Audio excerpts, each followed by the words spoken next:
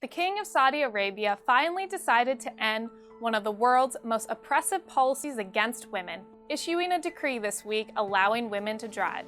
In 2017, this is an incredibly big deal for anybody who cares about equality for women. So you'd think the Women's March would be front and center, congratulating Saudi women for this monumental achievement, while also calling for even greater reforms.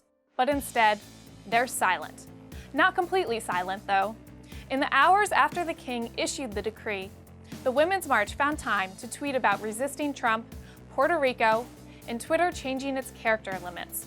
A historically oppressive regime finally reversing one of its most discriminatory policies against women? Not worth mentioning, apparently. When women like myself chose not to participate in the Women's March this past January, time and time again, we were publicly shamed. If we didn't feel we need this march, we were told that we're privileged and devastatingly selfish.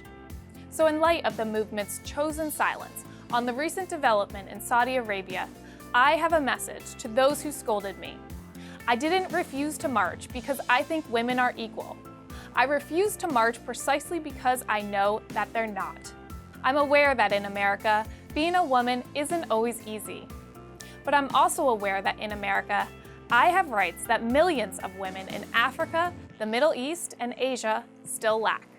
In Saudi Arabia, for example, women need a male guardian's permission to marry, divorce, travel, open a bank account, get a job, or have elective surgery. In court, their testimony is worth only half of a man's. I could go on.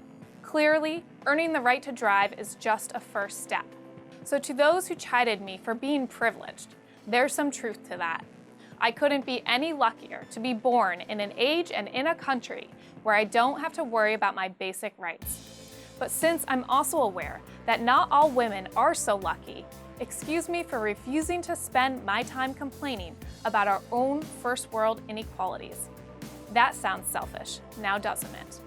Instead, I'll complain about the inequalities my fellow sisters still face on a widespread international scale. I'll also celebrate these moments when women earn the right to take the wheel and navigate to a place where we can all safely complain about the smaller stuff.